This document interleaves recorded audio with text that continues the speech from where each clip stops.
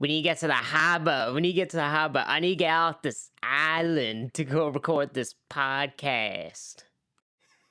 Gotta pack the ferry.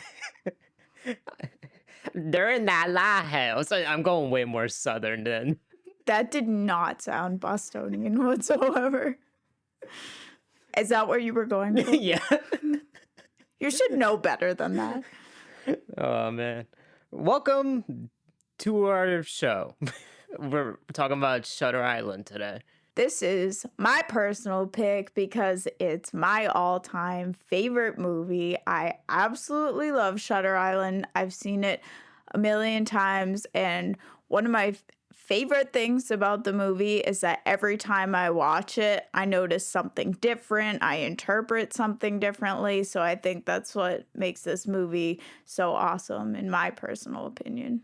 Yeah, I've only seen it twice, and it definitely. We'll talk about it more when we talk about the quality, but it's like through a completely different lens watching it the second time rather than the first time. But we'll get to that. So let's talk about some context of the film.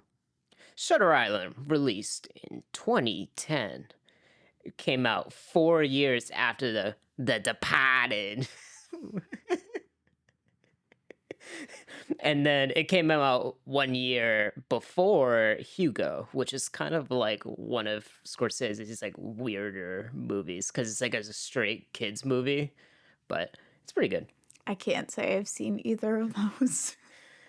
I haven't. I've seen Hugo, but I've never seen the Departed, so I'll probably watch that at some point. Directed by Martin Scorsese, stars Leonardo DiCaprio and Mark Ruffalo. I don't know why I'm talking like this. It was on a budget of $80 million and it made $294.8 million, which is pretty good for the film. It wasn't as received as good as I thought. It Really? It kind of seems like it's a little underrated. I think it's gotten more love over time, and I'll get to why. But it won a lot of awards from film festivals and stuff like that. But it didn't grab any Oscars or anything like that. So I don't think it got any Golden Globe nominations either. That's a damn shame. It's good. It's pretty solid, and Letterbox now. I know Letterbox is not like the greatest ranking of a film. I would argue it's better than Rotten Tomatoes, though. I can't disagree with that, honestly. It has 4.1 on Letterbox right now, which is pretty good for out of 5. That's a pretty solid average. That's pretty high. So Rotten Tomatoes 69%, nice. 63%. 63% on Metacritic. It did get 3 Teen Choice Awards. Leonardo won the Teen's Choice Award for Movie Actors Horror/Thriller. The movie got nominated for Horror/Thriller, and Michelle Williams got nominated for an actress for Horror/Thriller. And that's about it. So I think one thing that we should mention is that we've been to one of the sets of the movie. that's true. We went to Medfield, right? Yeah. Medfield State Hospital, which is in Massachusetts. I'm gonna keep this going. An abandoned psychiatric hospital. And one of the cool things about it, I personally was able to get a guided tour there. So I got to go inside of some of the buildings. And fun fact is Leonardo DiCaprio signed the inside of an electrical panel. So that was kind of cool. Yeah, it seems like a lot of the exteriors for like the mental facilities is Medfield State Hospital. Stuff like the lighthouse and the forest, I don't really think is there, but a lot of it is there. Like the opening shot where they kind of dolly in and they show the whole thing, and then like the person's just raking nothing. So that's all Medfield State Hospital. The interior of the lighthouse is in Medfield State Hospital. Oh, yeah, I forgot about that. It's the chapel, but the chapel is also where the final scene of the film is shot, where he is sitting on the steps with whatever Mark Ruffalo's character was Chuck. there. Chuck. Yeah. Teddy and Chuck, or Andrew and Chuck were sitting on the steps together and walk out down that path to the car after Teddy drops the famous line of, he says something, I can't remember word for word, but he says something along the lines of dying, living as a villain or dying as a good person. Yeah, that's what it was. Yeah, it's like die young as a good person or live as a monster. And it seems that like Chuck or Teddy is like completely put off by this. He was like, wait, this guy says something like profound. Well, I do question if his reaction was because maybe he was recognizing that Andrew was in his right mind and was aware but not wanting to live, or if he really thought the experiment failed and he was like, shit. Yeah. Well, I think it's kind of implied at the end that like it failed because then it cuts to the shot of the lighthouse, and then throughout the movie it's implied that they do like lobotomies and stuff there. You So think the experiment failed? that's a good question. I kind of lead towards yes, just because all the people surround him at the end, and it seems like they're going to like drug him so they can perform the surgery. But does that mean that it failed? Because the intention of the experiment was to help Andrew realize what reality was. And they did that, right? I would say sort of. Like they said that he had a breakthrough a couple times. Like he was saying the doctor, I forget what his name is. God, what's his name? I can't remember. Yeah, the doctor was like, we've been through this." And also, this is offside, like a side note. It's so fucked up that they're like, "We're gonna put you to this reality, and we're gonna make you think everything is real until you get to this lighthouse, and we're gonna tell you everything is wrong."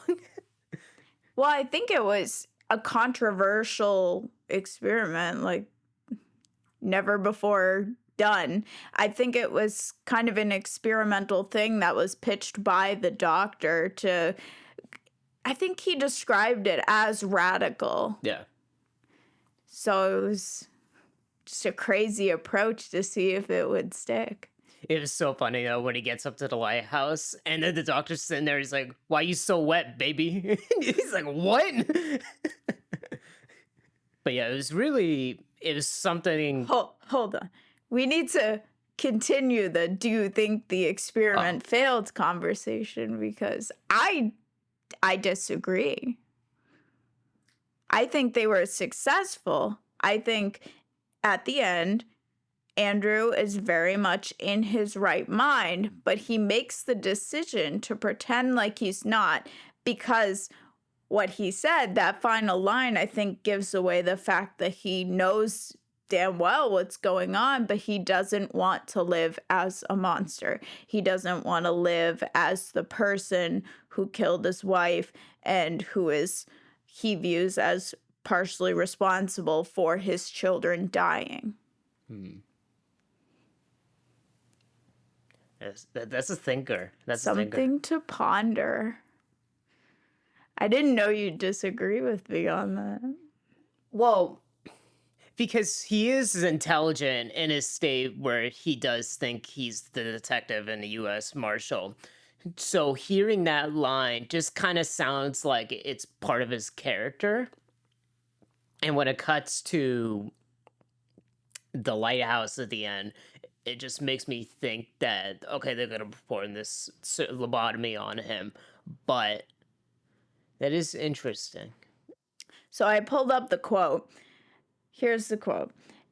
Andrew, or Teddy, whatever you want to believe at that point, which would be worse, to live as a monster or to die as a good man? And I think he says that to the doctor, wanting to acknowledge that the experiment was successful.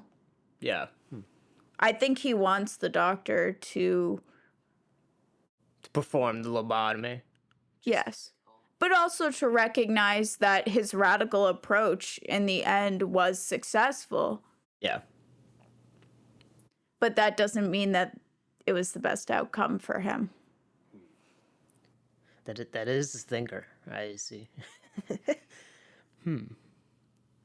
I'll have to think about that because I went out with it because I was watching with my mom and she was like, "What do you think they killed him?" And I was just like, "Yeah," which I mean they probably did kill him, but it was whether or not the experiment was successful was something I really put thought into because it was just like, "Oh, okay, well." He says, see, because like in that moment where he says that, like, what's next, Chuck? It's like, oh man, because like you see him like break through, and then you're just like you really the movie does a good job like making you feel bad for him because you the whole movie in itself is just kind of sus like like watching it the second time I knew the twist obviously, but just watching it it just feels like something's off, like they're not actually like here to do like to find the missing woman or anything like that.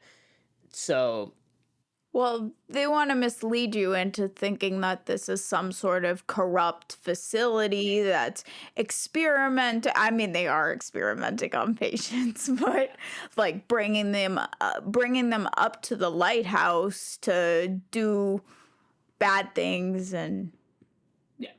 which I mean, kind of, but that was also what they did back then. Medfield State Hospital, where some of it was filmed, did lobotomies. Mhm. That was common practice back then. It's just really interesting watching on the second watch and just trying to because it just feels like everything is off, and I think you'll probably talk about it, but there are just some shots where like things are missing or like it's different when they cut back. Like the biggest example is the cut where she takes a sip of water but there's no glass in her hand and it cuts back and the glass is empty, but then it cuts to like a wide with both Leo and her and the glass is like half full. So there's stuff like that where it just there's like a notion that like something is off here, and I think as an audience we're seeing it from his point of view. So it just kind of like he is this unreliable narrator without the film being like well I guess they could do kind of do it, but they don't just outright say this guy is like crazy, like there's something wrong with him. So it just kind of leads you to this like these moments where like this it just doesn't feel right. Well, it prompts you to question, is he an unreliable narrator? Is there something wrong with him? Or is he being drugged? Yeah. And it does a good job like with this like drugging story because there was a point in the lighthouse scene even though I had already seen it where I was like, is he actually like a US marshal? Is he what's his fake name? Not Andrew Drew. Teddy. Teddy. So it's just when he it just makes you think like, is he actually Teddy or is he Andrew or anything like that? Like, it's just kind of like points where like I like the movie convinced me, even though I already seen it, that his fake story was true until like a certain point where you see his family die and stuff like that, where you're like, okay, yeah, so he is not Teddy, he's Andrew.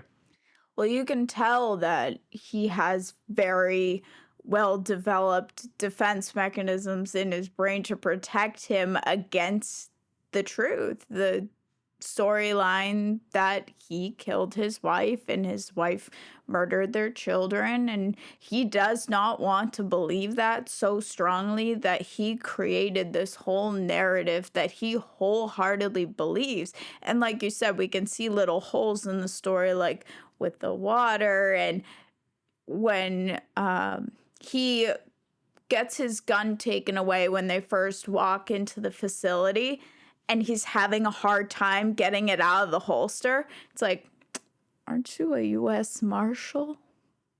Oh yeah, it's true. I never really thought about that. Shouldn't you know how to work a holster? And the movie's so smart because it tells you everything within the first like 15, 20 minutes. Like he's on the boat, he feels seasick, And watching it the second time, I was like, "Oh, I know because it's the lake." Like I got it immediately. I didn't pick up on the gun, but that makes sense. And then they talk about the woman who's gone missing, and she forms this reality, like based off her memories. But they're literally just doing it to provoke him or like try to make him think introspectively, like this is you, bud.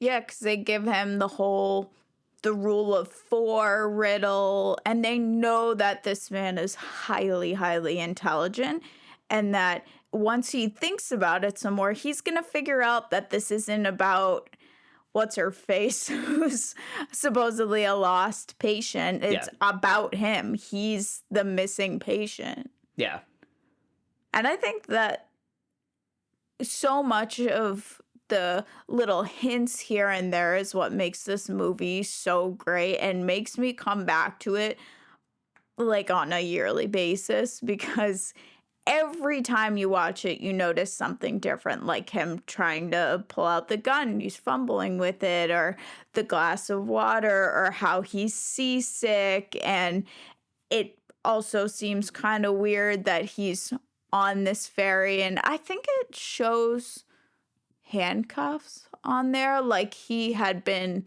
cuffed and led there and then let free.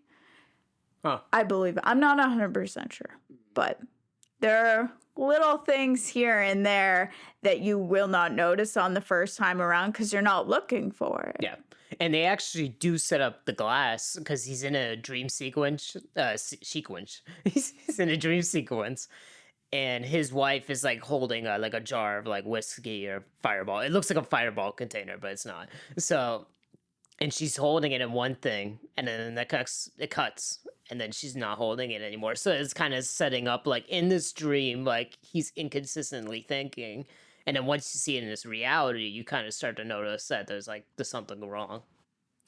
Did you happen to pick up on fire as a use of symbolism that contrasts to the water? No. But I did notice the fire a lot more. Like when he was seeing that guy in the jail cell, he keeps lighting the match and stuff like that. So I did notice like fire was like a big part of it, but I never noticed like the contrast between water. So you see fire when he reflects back on his false narrative of the wife with the apartment fire, her dying in the apartment fire. You see the ashes and the fire, and she kind of evaporates into ashes. Yeah, but she does like turn into water a little bit. Like at some point, like he starts bleeding Exactly, like water. because that's the point where he starts to realize there's something off about the Yeah. story. This is interesting. I didn't notice that. And when you see the hallucination of his wife hand in hand with the daughter, remember when he sets the car on fire? Yeah. He's trying to get rid of that illusion, the hallucination of them, Oh, because okay. they're not real. Yeah. That's why I love this movie. I'm telling you, I think right after this we need to watch it again. I will say the scene where the audience finally gets told like what's up is so like gut wrenching and like sad. Just like seeing the full story of like the kids are like in the water and stuff like that, and DiCaprio's reaction to everything is just such like a sad scene.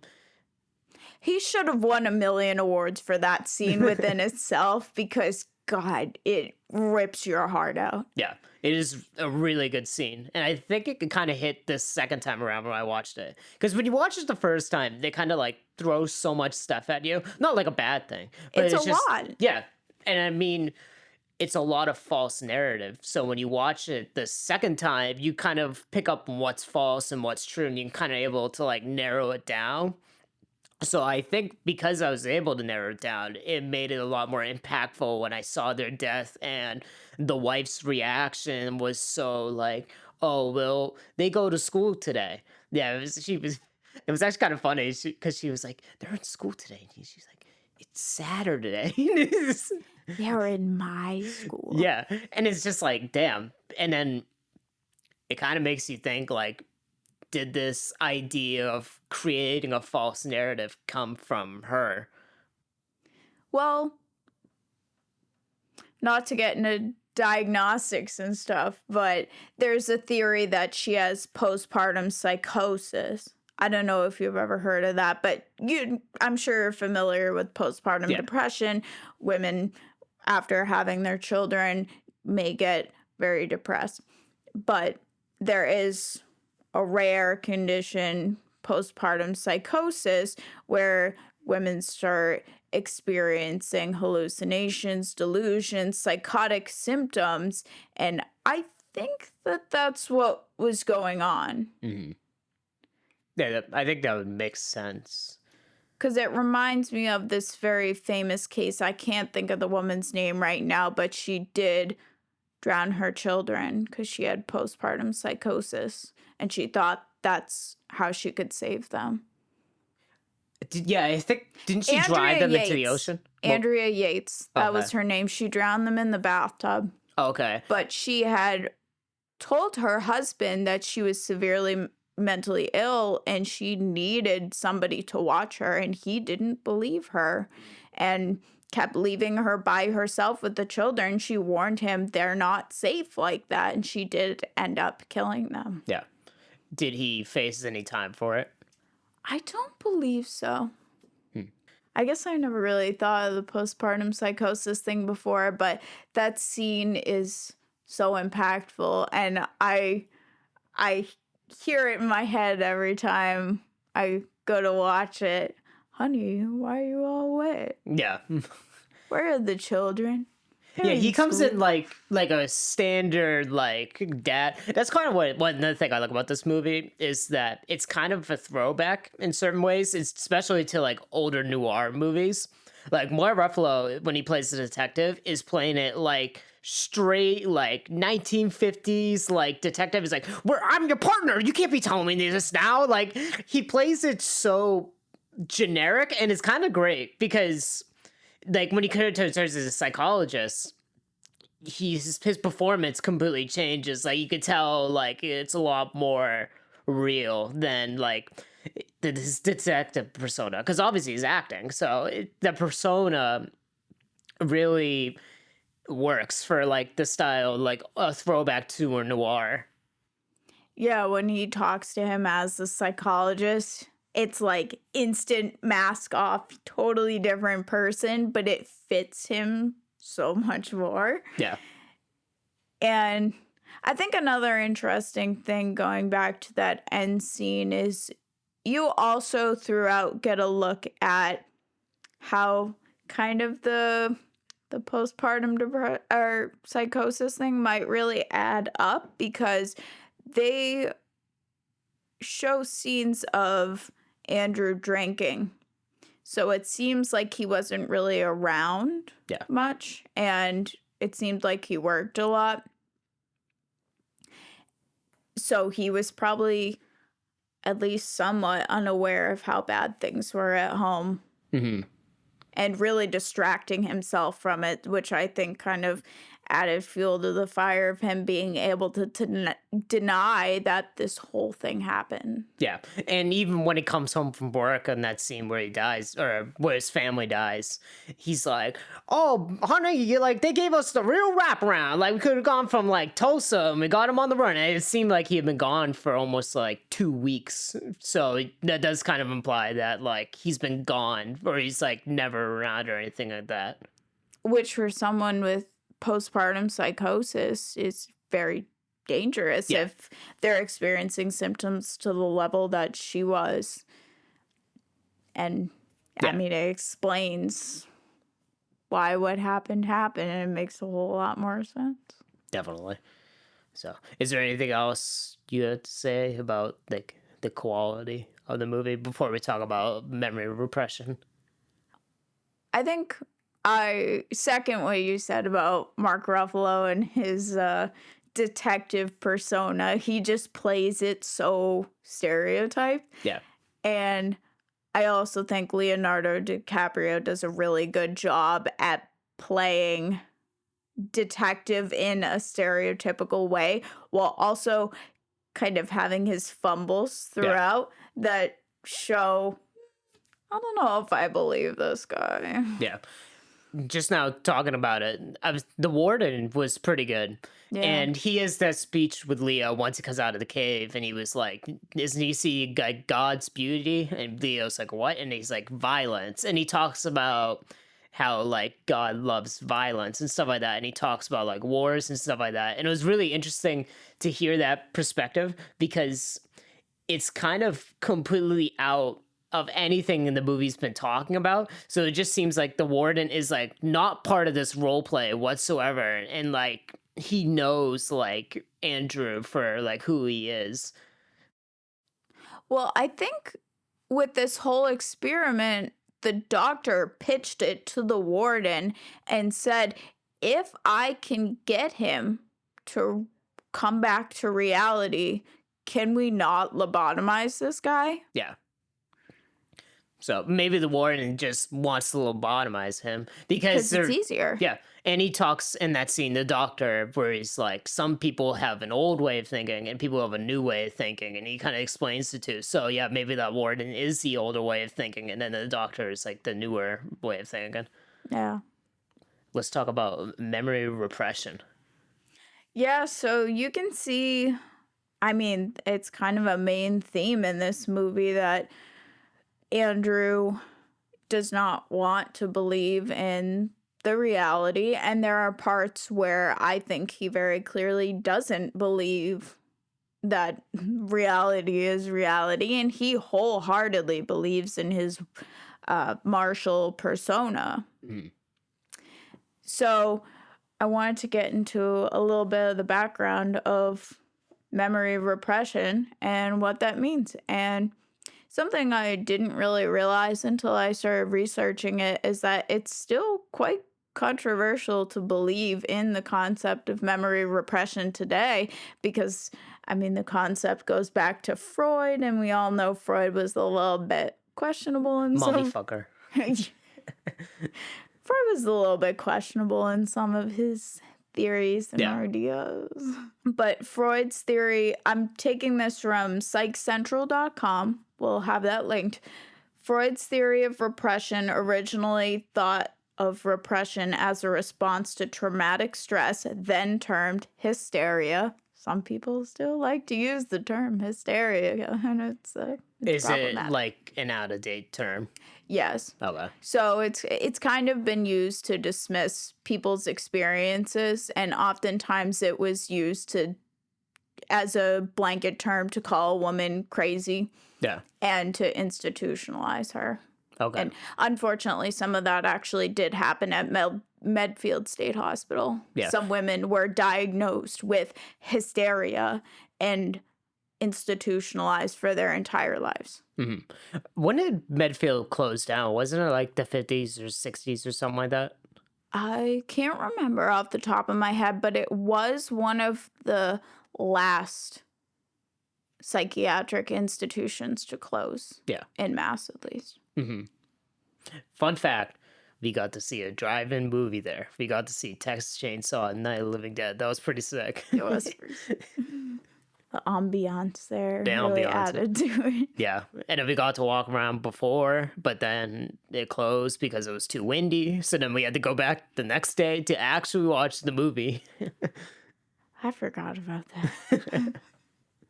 Anyways, going back to Freud. According to Freud, this, meaning memory repression, could occur with excessive stress, even if not considered physically threatening or traumatic. But it's highly controversial and it remains unproven because it's kind of hard to prove.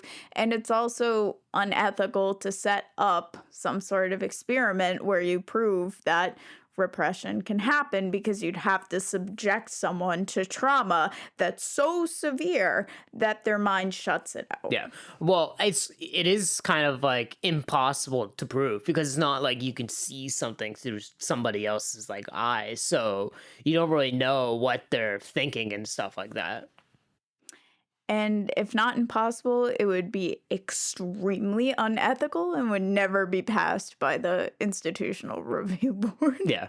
We're gonna open this guy's brain and then we're gonna stick needles in it and then we're gonna connect it to a TV antenna so that we can play it. That sounds incredibly realistic. Thank you, doctor. If you don't have a basic understanding of Freud's theory of mind, I guess, the iceberg theory, some people call it, the conscious, preconscious, and unconscious.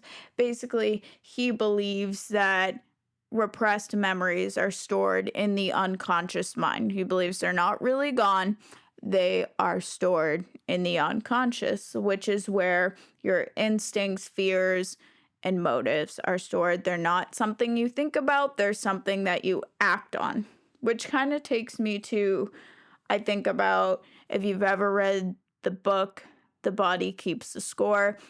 Pretty revolutionary text that discusses the mind-body connection and how that pertains to trauma. So even if you don't know that trauma has occurred, your body will respond like it has. Yeah. Because it knows. Yeah. And I feel like is repression like a pretty common like this is like a real thing? Like this is a Repression trauma. itself is controversial. Oh, okay, so the not whole just to topic the is- extent that the movie takes it to, where you build this Yeah. false narrative, but yeah, repression within itself is controversial because there's no way to prove it. Yeah. Without, like I said, being extremely unethical. And there's a difference between repression and suppression. I think a lot of people don't really recognize that, but repression is something that happens. You don't think about it. It's like a defense mechanism. Your brain just does it to protect yourself from that memory. So Andrew in Shutter Island shut out the memories of what really happened to his wife and children because it was just too much. He didn't think to himself, I'm going to forget about all this and create this false narrative, because if he was intentionally doing it, that would be suppression. Yeah. I think that it just happened, which is repression, which is why he's so invested in this narrative that the doctor created for him about him being U.S. Marshal. He genuinely believes it because he doesn't recall what actually happened. He repressed it. So suppression would be like he knows he did it, but he just like never talks about it or like doesn't accept it happens. Yeah, so suppression is voluntarily like pushing down those memories. So you know it's in your conscious mind. You can retrieve those memories, but you're kind of pushing them away. Okay. So that if he was repressing it, he would know what he did, that he killed his wife, that his wife killed the children. He would know, but he'd be shutting that out, and potentially then comes in the narrative of, oh, that didn't happen. I'm a U.S. Marshal and Andrew Latis killed my wife. Yeah. So that's the main difference. Verywellmind.com defines suppression as deliberately trying to forget or not think about painful or unwanted thoughts. Okay. So pushing them out, possibly creating a different narrative, but it doesn't have to be like that. You don't have to create an alternative story of what happened. It's just shutting out what happened, pretending like it didn't happen, making it go away in your mind. And that also is a way to protect yourself. Okay. So even if you have like no memories of it, I use that in quotes because like I feel like there's some way in the unconscious mind that like you remember it, but let's just say you have like no memories of it, like you don't remember it happened at all. Would it still be counted as repression? Yes. Okay. Because the body keeps the score. Your body knows what happened, even if you can't retrieve those thoughts. And there are some methods of therapy that help people to retrieve repressed memories. And there are conditions where repressed memories come out in a different form, but maybe parts of you don't know that they're there. Other parts of you acknowledge them. I'm specifically thinking of dissociative identity disorder, but that's a whole nother topic. But getting back to how repression, I believe, could very well be real. I think it's real. I think it's valid. Like I said, the mind may not acknowledge consciously these memories, but they live in your mind somehow. Yeah. And the ways that we can theorize that repression is real is because we see the effects of repressed memories on the body. So someone could say, no, I don't have any, let's say, sexual trauma, but somebody does something sexual towards them and their body has this intense reaction of like pulling back, shutting down, and you don't know why. It could be a repressed memory that your brain was trying to protect you by pushing it down into the unconscious so you didn't have to think about it, but ultimately your body knows. Okay. So is the reason why like people don't believe this is just because they can't see it, or they think it's like unbelievable, or is there like some deeper cause that they don't believe in this? Well, for one, we talked about it's hard to prove, and it's definitely not really possible to ethically prove. But also we have a culture of victim blaming. Yeah. And unfortunately, a lot of childhood sexual trauma is denied, and victims there are blamed and told that didn't happen and stuff like that, but their body knows, and sometimes they're able to retrieve those memories later in life, but people will say that didn't happen. Yeah. But we have a culture of victim blaming, so any way that we can deny victims justice, unfortunately, it tends to happen. Because you can't really go in a court of law and say, my body knows that I was violated, and that when I'm around this person, my body is very triggered. You can't use that in a criminal case. And I think sometimes people take court as the decider of absolute truth. Right.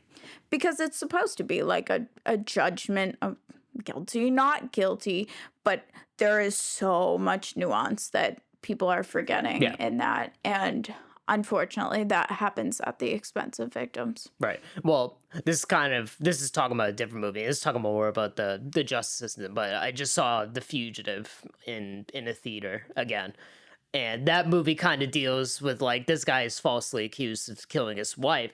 And it's because kind of he's set up by like the person who did kill his wife.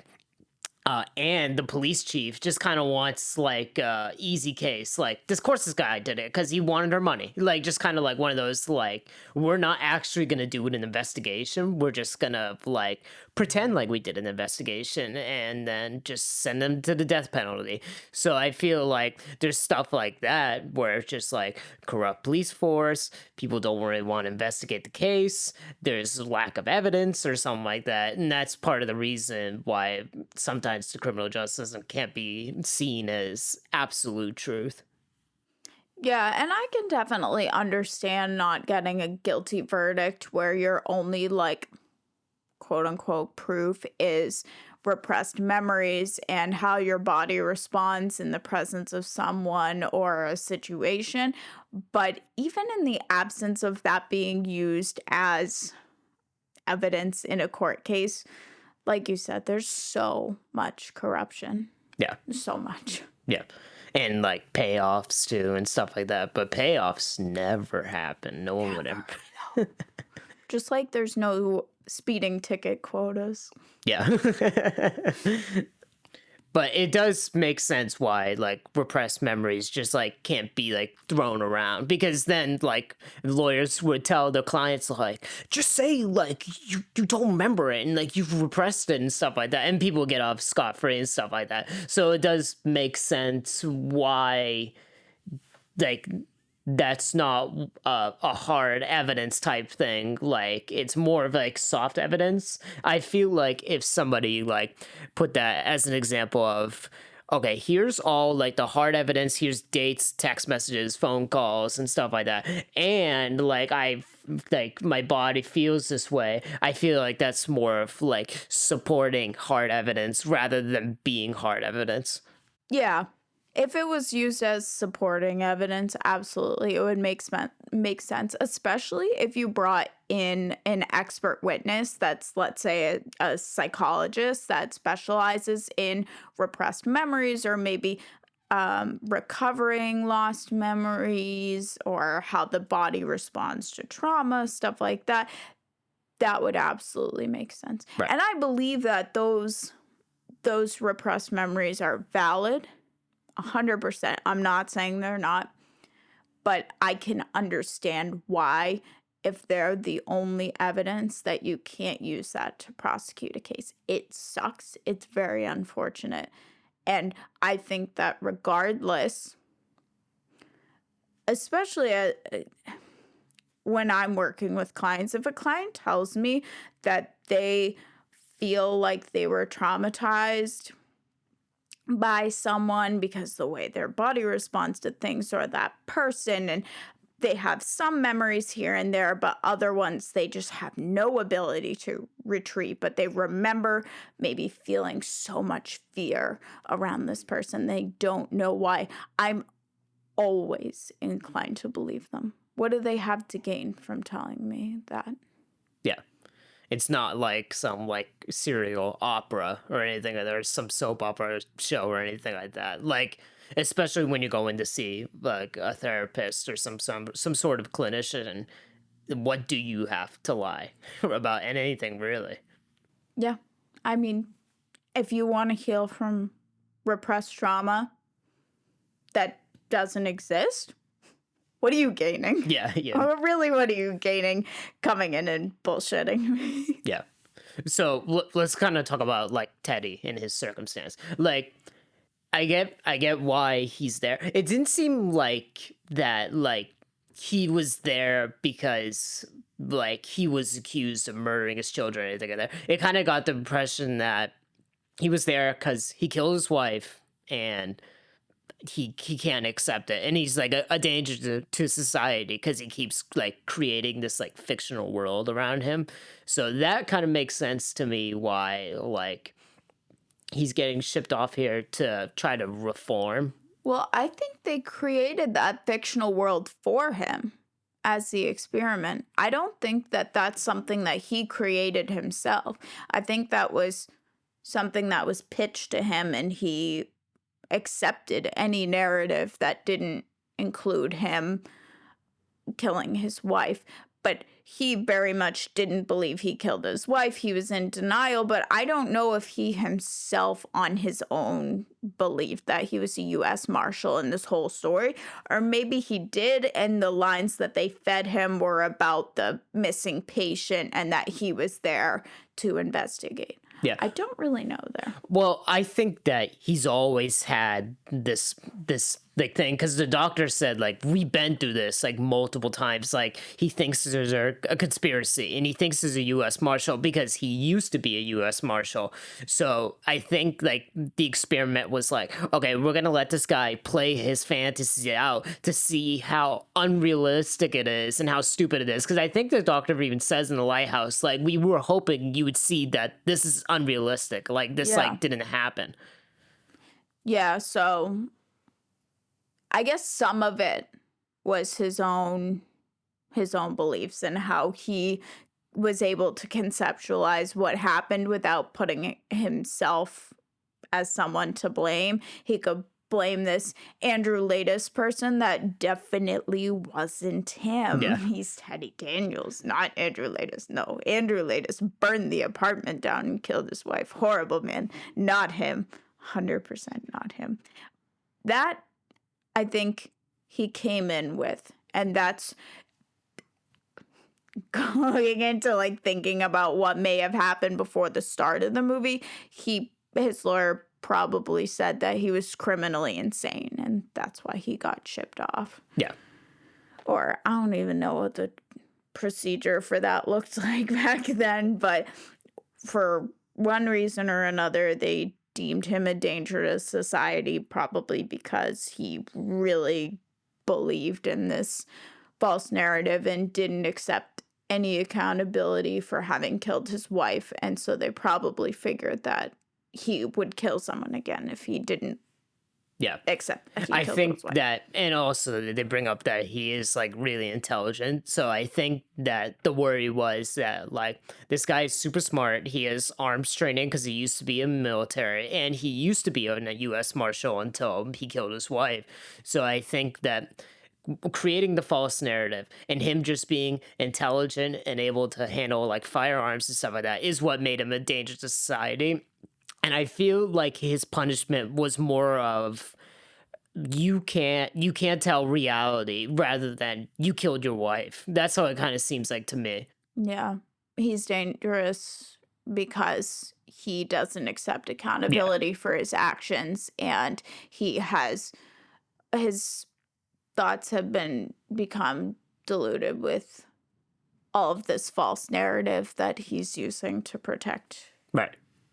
That's how I see it, at least. Yeah, I mean, that makes sense. I think that the things that they fed to him were the story about the missing patient. Rachel Solando, Yeah, that was so it her. was. So that was what they fed to him, because they had to give him a story of why he was arriving on the ferry and why he was there to supposedly investigate, and being able to kind of untangle how ridiculous that was, Yeah. and talk how they ended up talking about the doctor and how he had left, but it was a storm, and Yeah. all the things that didn't add up about the story they were feeding him. Yeah. Also, this is off topic. Could we talk about how much better of a twist like the Andrew Latis and like Teddy Davis or names are Daniels is so much better than the I am Lord Voldemort. I think when I watch Harry Potter, what I think it's like Chamber of Secrets or something like that. There, but that comes up, I'm like, this is stupid. But when this movie comes up, I'm like, whoa, no way.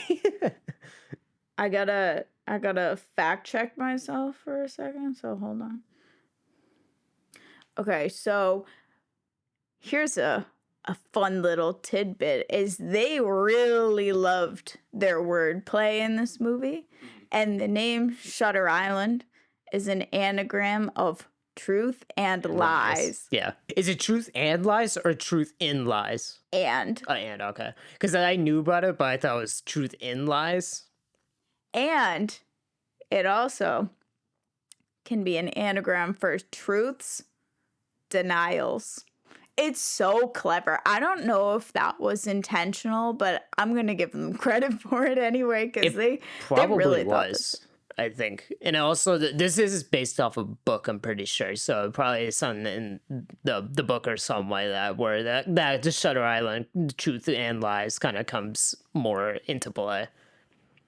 I don't know, though. I don't read, so. I actually have the book autographed. Have I've you never read it.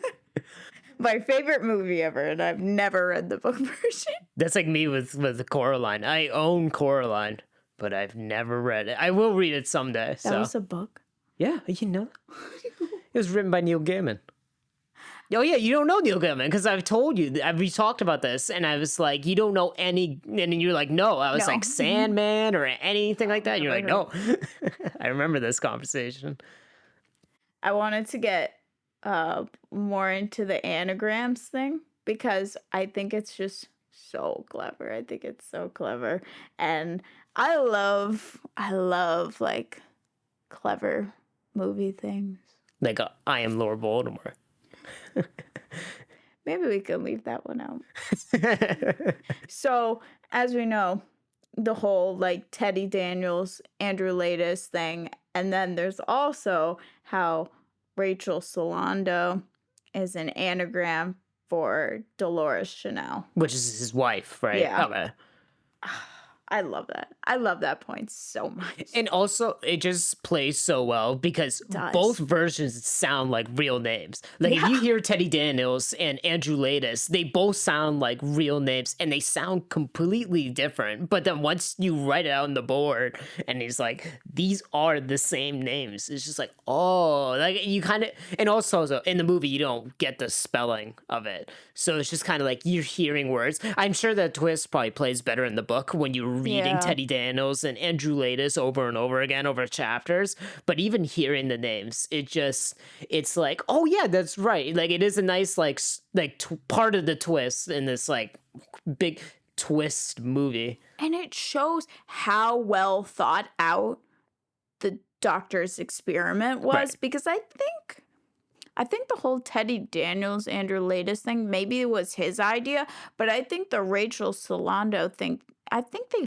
fed him that because when he came to the island, they were like, oh, Rachel Solando's missing. We have to figure out where she went. How's she possibly missing on this island where there's a storm? There's no way she would have gotten off the island. That's crazy. I think that's something that was part of his narrative all along, because when he goes to see that guy in the jail cell where he keeps lighting the matches, I'm pretty sure that guy says like there is no missing person. Like that guy is just like given to him straight because he knows Andrew's like shtick. Like he's seen this like a million times. Well, he's also been attacked by Andrew, who said, you're the one who killed my wife or whatever. He has attacked him and said, you're Andrew Latis. And the guy was like, you're Andrew Latis.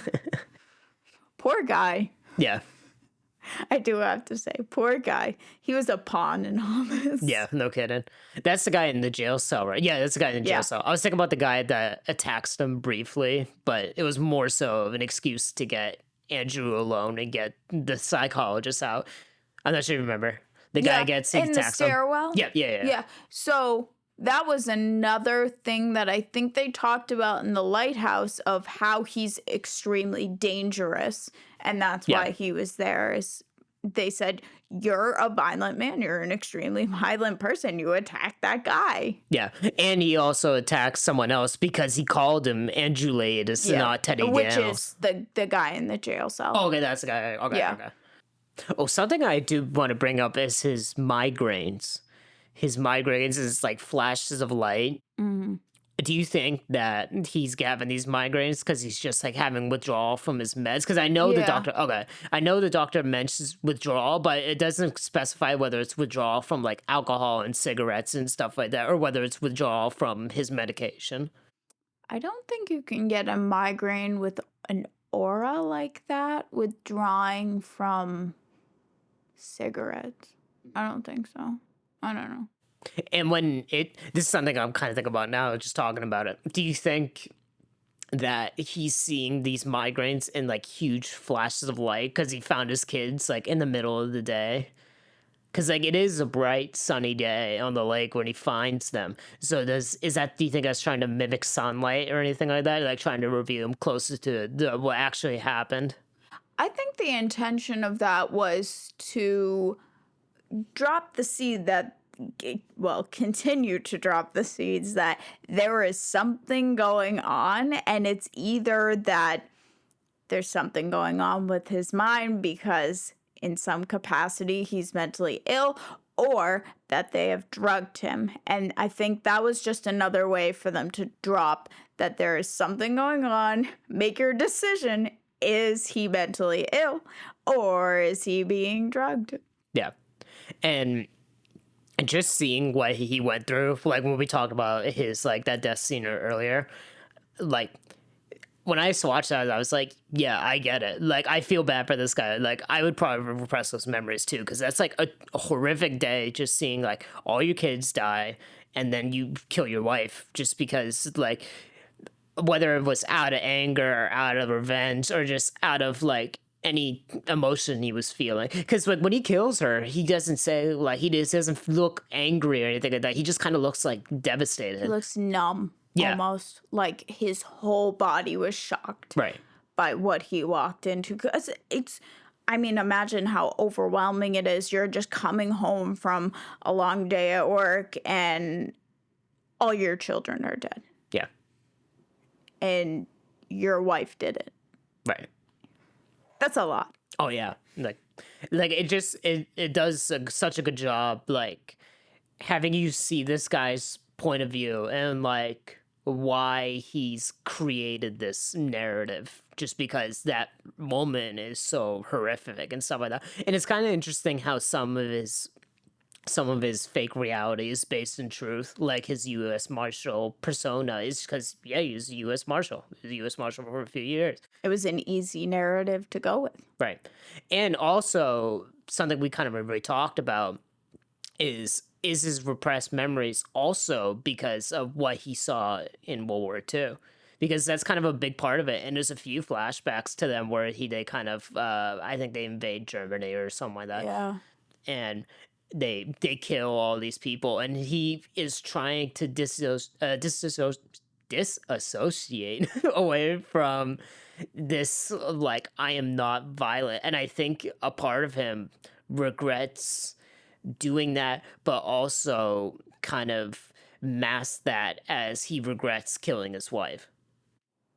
Yeah, I could see that. I mean, he had a lot of traumatic memories that you see throughout, like when they're invading the concentration Yep. camps, when they line up all the German soldiers and kill them all, gun them all down. Yeah. And the one that I think comes to mind the most for me is when you see that German soldier after I think he was shot, he's laying on the ground, bleeding out, and he begs to be killed. Yep.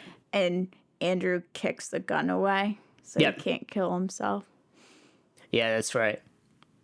So it is interesting when they do line up all those German soldiers, because in the movie it's framed as like a bad thing. And I think they frame it as a bad thing because it's just part of his trauma. I'm trying to find the best way to reframe this sentence. Because usually in movies, when people kill a bunch of Nazis and stuff like that, it's like, oh yeah, it's a good thing because fuck them. Like, I mean, when you watch Indiana Jones and stuff like that, and I was just playing Wolfenstein earlier, and like those movies and games are just like, kill them. Yeah, they're Nazis, they're terrible people and stuff like that. But it's interesting how in this movie they frame it as like a bad thing, but I think it's because more so it plays into his trauma rather than they're killing Nazis. Well, there's also the element of now well, depends how you look at the concept of justice, but there will be no trial for those people. They will never be held accountable for their actions. And I don't know, some people may perceive being shot and killed as here's your accountability, but to some, I mean, accountability is very much a cut and dry. Did you get charged with X, Y, and Z? Yeah, there's something we didn't really talk about was his war flashbacks, but I do think they definitely play a part in his memory repression. Do you think that, I know this is kind of like a hypothetical question, but do you think that if he didn't suffer from all this trauma in war, do you think he would have repressed the memory of his wife and kids still, or do you think he would have accepted it? That's a good question. Because I were to guess that, let's just say he experienced no war trauma, like he got off scot-free in war and just didn't like experience any major trauma or anything like that, and then he became a U.S. Marshal, and then this stuff with his wife and kids happened. I still think he would have killed his wife, but I don't think that he would have created this narrative around, like, I am a U.S. Marshal, I am going to Shutter Island to find this missing patient. Yeah, that's an interesting perspective. I would have to agree with you. I think that his brain was so oversaturated with traumatic memories. And if you believe in like Freud's defense mechanisms and the concept of somebody protecting themselves from whatever they can't accept. I mean, there are so many defense mechanisms that Freud came up with, but like um, projection, you don't want to accept something that you did, so you accuse someone else of doing it. Things like that, I feel like you're more likely to do when you have so much trauma. Yeah. Because more and more, it's like, I can't live with believing that I did all these things. Yeah. And I think that also leads to the decision of him pretending like He's insane. He's or he hasn't been reformed, or the experiment that didn't work. he hasn't accepted reality. Yeah. It also kind of begs the question that how much longer does it take place from when he originally had that conversation with the doctor? Because it's literally the next scene from like, you need to recognize reality, and then like, what's up today, Chuck, or anything like that. So it kind of begs the question of, yeah, you're right, whether or not did the experiment work or not. Yeah, we don't know how long he had to stew in those memories of coming back to reality and having to think, oh my God, like I actually killed my wife killed my 3 children, and this is the state of my life. How long did he have to ponder on that before he kind of had the choice to say, you know what, I'm going to pretend this didn't work? See, because to go back to your original question on whether or not the experiment worked or not, I would say if the scene before happened a couple days before, I would say the experiment worked and that he is making it up. But if it was like a few months or a year since like that scene and like that experiment, and he said that, I think it would have been the experiment failed. But we just don't have that timeline. I would say the implication is that there hasn't been that much time to go Yeah, by. it doesn't really seem like it. There's no indicators that that time has Right. gone by. Yeah. So I would say maximum it's been a few days. Okay. Maybe he had a few hours to ponder on it. I don't know. Yeah. No, because it did seem like it wasn't too far after, but you don't really get the timeline of whether or not it's been an hour or a few days or a week or anything like that. And what was the intention to do with him if they deemed the experiment successful? Did they have that car parked at the end of the walkway ready to let him out of the asylum? That's true. And actually, even though this person is fake, the nurse, or not the nurse, she's the one, the woman with the glass, like the one where she takes a sip of glass but there's no glass. She says like, oh, I don't even know what I would do without this place because I don't know the outside world. Like it's changed so much. Like they have these things called like TVs now and stuff like that. So like, do you think that part of his perspective is that he doesn't want to leave this place? Yeah. I mean, I think that his intention was to die. Yeah. I think he wanted to die because he didn't want to live with the memories, but I think he certainly couldn't live with leaving the place. Yeah. So, because it does seem like everyone that he talks to and encounters is has like some part of him, like the missing woman has like the fake narrative and the repressed memories and stuff like that. So that's part of that. So you could make the argument that he doesn't want to leave the island is kind of embodied by that one woman.